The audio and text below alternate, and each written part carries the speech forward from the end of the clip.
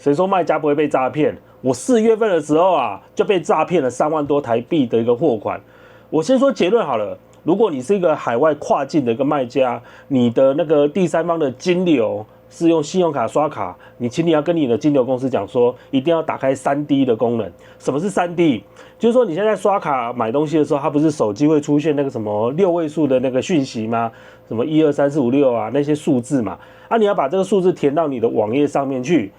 这样才会完成交易。这叫做开启3D。那如果关掉3D 的话，就直接网页上刷就过了那就没有3D 的功能。通常啊，你开启3D 的时候，这个成交几率会降低，而且有一些海外的地方它是不支持3D 的，比如说像日本他们刷卡就直接刷了就好，他没有在手机上面按数字这样子。那打开3D 的话，它的那个成交率就会降低，但是问题是它就会减少被诈骗的机会了，是卖家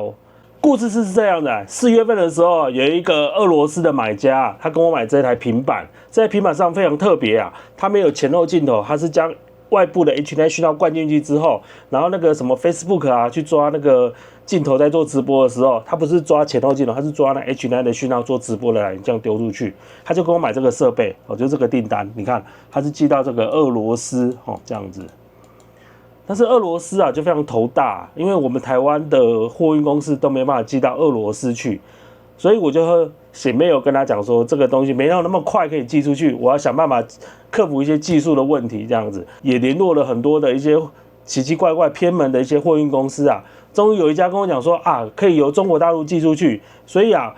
我的想法就是这样，就是由中国的经销商请他代为帮我寄到指定的中国的货运公司，那个中国的货运公司再帮我寄到这个俄罗斯这样子。那我把这个想法告诉那个买家 ，email 跟他讲，那他跟我讲说他一定要买就对了。后来我老婆回来就觉得说这个东西有点怪怪的，为什么？因为现在是这个俄罗斯在打仗嘛，你跟他交易会不会被制裁？你也不知道说他拿这个东西要干嘛，我也不知道啊。而且你交货的地点就在俄罗斯，白纸黑字写俄罗斯，是蛮危险的。我就把这个单给 cancel 掉这样子，然后呢，我就跟他讲说，不好意思我不能卖你。这个 Skype 跟他讲说，这个我取消这个交易这样子。可是他后来在 Skype 又一直跟我讲说，你干嘛帮我 cancel 掉？为什么你不帮我送出去这样子？然后他说一定要买。我有跟他解释说，这就是因为你的国家的问题啊。反正我跟他解释说，如果你不要寄到俄罗斯，你寄到其他的国家，我就可以帮你了。那最后呢，这个买家也蛮有意思的，他就跟我说，好，那你就寄到德国去好了。最后他也下单了，也就是再重新下一个订单，然后就叫我寄到这个德国去。他的订单就是这样子，你看一下第2个订单，这个订单。也真的就叫我寄到这个地方德国这样子，寄到德国，我就没有怀疑的因为我想说他就是个跨国的生意者嘛，然后你国家发生的这个战争也蛮委屈他们的，所以他有这个本事叫我先寄到德国去，然后他有他的一些集运公司可以帮他也可以我就没有想太多了，我就把这个单子寄出去了。那中间的过程也非常不错因为他一直在 Skype 一直问我问题问一些技术的一些问题这样子。你看，这写很多呢，都很多问题这样子，包含说这个要怎么使用，这个东西要怎么使用然后中间呢发生了这个台湾的大地震，就是那个台湾的4月初的那个花莲大地震，他也跟我说这个地震恐不恐怖你们那边有没有怎样嘘寒问暖这样子的，不会怀疑说他到底是不是个诈骗集团，他就是个真的人嘛。好，最后是这样子，最后这货物到了德国去，最后也签收了。过了1个月之后，我突然收到第三方支付绿界的一个 email， 他说叫我提供那一笔交易的一些资料，什么交易记录对话记录出货证明还有什么一些什么截图的。因为通常你会看到这种 email 表示说这个买家不认账的意思就是说他宣称说他这笔是这个被盗刷的还是怎样的，还有就是说你这商品与事实不符合，比如说你卖的是一朵花，结果你送给他一本书这样子，这个都会被投诉的。他就投诉到这个信用卡刷卡的公司，这样可能是 Master 或 Visa 这样子的。那我收到这一封 email 的时候，我就赶快提供了很多的证据，是哪一笔啊？真的就是我想的那一笔，我这脑袋就想到干，就是那一笔，就是这个4月2号那一笔俄罗斯刷的那一笔，哇！我心里就冷掉了，因为我在想说这一笔就是那一笔俄罗斯的那一笔，为什么呢？因为我那时候就觉得有一些太多的疑点，但是因为刚好就是觉得想说赶快赚钱，没有想那么多。我们再翻翻看之前那2个成交记录吧，你看哦，这两笔成交记录，一开始这一笔是他交易了，后来要把它 cancel 掉，是因为我老婆说这一笔什么俄乌战争啊，然后后来呢，第2笔他又下单一次，他就说可以寄到德国那个集运中心，但是我比对他的那一个他的 IP 的位置，就是这个上网的 IP， 这个 IP 竟然是在科威特，你看哦，一个人在俄罗斯，然后呢，他的位置又在科威特，然后又叫我寄送到英国。这感觉就是一个怪怪的，只是当时我没有想这么多，我想说，干他就是这个跨国的一个商人，就是刚好因为遇到这个俄乌战争啊，所以就不得已就只能这样做。我不疑有他哦，但是你现在后来看看这个疑点非常的多，他的位置是在科威特，但是呢，他叫我寄送到俄罗斯，后来叫我寄送到德国，哪有这么复杂的一个关系呀？我就心里想说，干这一笔交易真的是被骗了。后来我在厘清下这一笔交易为什么被骗，应该是这样子，就是那一个跟我买的那个人，他可能先诈骗一个德国陌生人的一个信用卡，然后用那个信用卡的账号，然后来买我的东西啊。我当时我没有做那个3D 的这个保护嘛，就是说他只要刷了就过了，所以。当时那个诈骗的那一个人，他就拿了那一个德国的那个的信用卡的账号，他就去刷，结果过了之后呢，1个月之后，结果1个月之后，那个受害人，他会发现说奇怪，怎么这个账单里面多出了这一笔莫名的数字，他就去投诉这个信用卡公司。那这个货我那个被骗我的那个已经拿到了。但是呢，受害者他就莫名其妙看到这一个账单，他就跟这个信用卡公司投诉。那我也没有错啊，因为我也是跟那个人 Skype 来 Skype 去。你看这么多的一个东西，这么多呢，我跟他沟通了这么多呢，我真的不疑有他不会是骗子啊，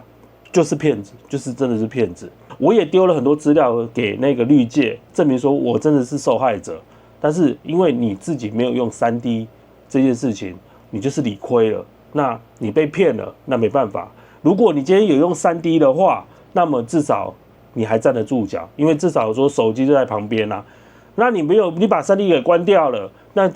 被盗刷的风险那就在于你自己卖家了。所以这个3D 啊，你真的还是要开会比较好。虽然有些国家像日本啊那些的，可能他们还没有习惯用3D 这种交易。但是你想想看，一笔交易就39000块台币交易都不见了，是蛮可惜的。哎呀，这也是一个经验。如果你是一个卖家，而且是个跨境的卖家，真的一定要把你的3D 的功能给开起来，这是非常非常重要。第2次被骗是最近但是我没有被骗，是收到一个诈骗集团的电话，我也是要分享给身为卖家的你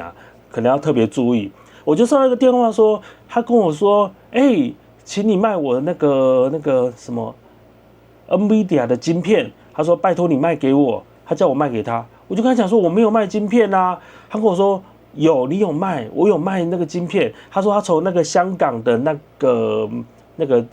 贸易商那边得到我的这个出口报单，他说得到这个出口报单，然后呢说我有在卖这 NVIDIA 的晶片，然后叫我说我加他的 LINE， 我想说好吧，那我们就加 LINE 看看吧。我也想说会不会是货运公司来搞我这样子，偷偷用我的公司名义让他出去，我就跟他加 LINE 这样子。后来我把 LINE 砍掉了啦，我就觉得这种也是蛮无聊，我就把它砍掉。他跟我说叫我一定要卖给他，他说这个辉达这个晶片很缺货，他说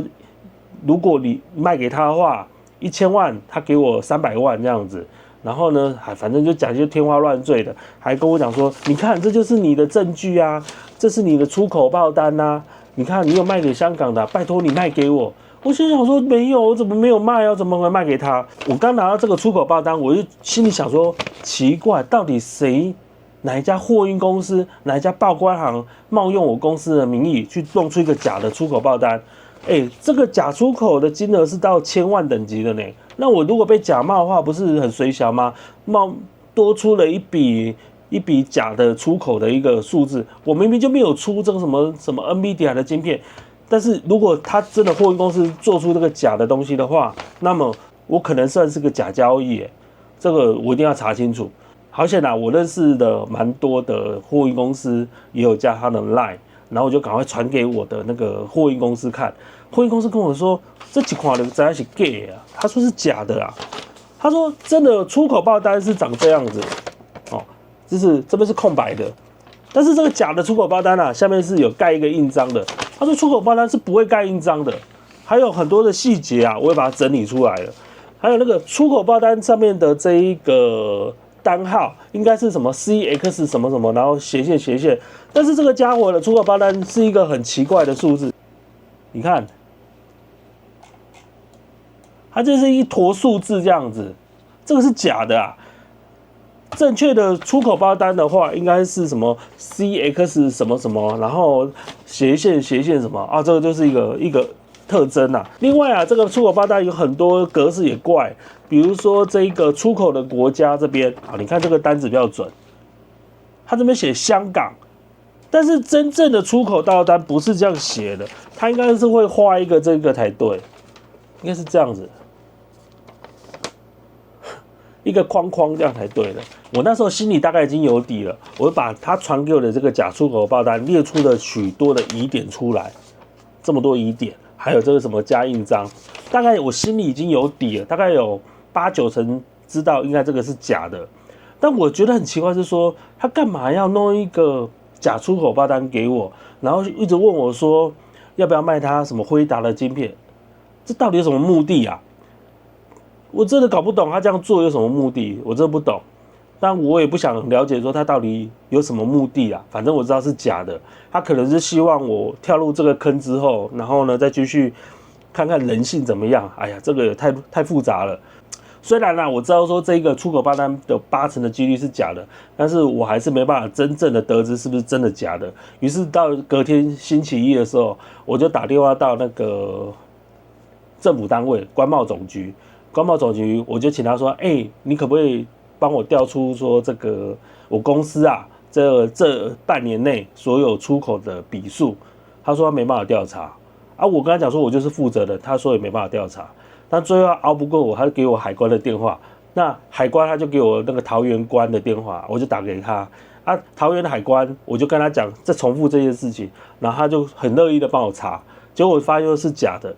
那个桃园那个空运的海关跟我很热心的跟我讲说，你除了空运要确认之外，你的海运也要确认，所以他给我基隆海关的电话，所以基隆海关我也做确认，也没有这一回事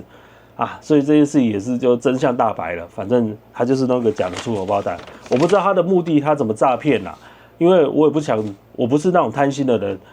我不会说，他说我有卖什么辉达的晶片，我就说我有或干嘛，没有就是没有嘛，我也不会消摊啊，该你赚就是你赚的，不该你赚就不是你赚的啊，所以他们赚不到我的钱啊，我也不知道他的目的是什么啦，反正就是今年也是遇到蛮多这些奇奇怪怪诈骗的事情，反正就是要小心就对了。这个网络上面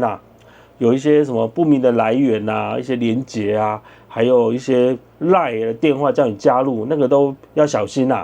尤其是第一笔我刚才讲那个被骗的那个钱，就是刚才讲那个，如果你是这个海外的卖家，请你一定要跟你的金流公司，像绿界这些，跟他讲说一定要把3D 功能打开来。虽然成交几率会降低，可是至少会有一个保护自己的一个方式另外还要跟大家做一个分享，就是大家很喜欢在网络上面给账号，什么你的什么台新银行账号，什么富邦银行账号，什么什么的，千万不要做这件事情，因为现在的三角诈骗非常多。如果他今天有心人士，他今天要诈骗你，或者是他要玩你的时候，你这个账号就冻结住了。你不要省那一点钱除非你是很熟的这个客人，你才给他账号。如果不熟的客人的话，或者是那种陌生的客人，你就给他一个虚拟账号。绿界啊，它可以申请那个虚拟的账号，它就是个临时的。比如说你今天说这一笔6000块钱，它就可以生一笔这个虚拟的账号，你就把这虚拟账号给你的那个陌生的客人，这样会比较好。不然你遇到一次这个三角诈骗的时候，你可能半年的时间，你的账户就没办法用了。我是没有遇到啦，但是我都会有做这样的防护啊，因为我知道说这个要害你的人会很多，你宁可多花一点点钱，但是你要保护你自己啊，不然你被弄了一次之后，你半年内你的账户就被冻结了，没办法开启了。以上就简单的做个分享，谢谢。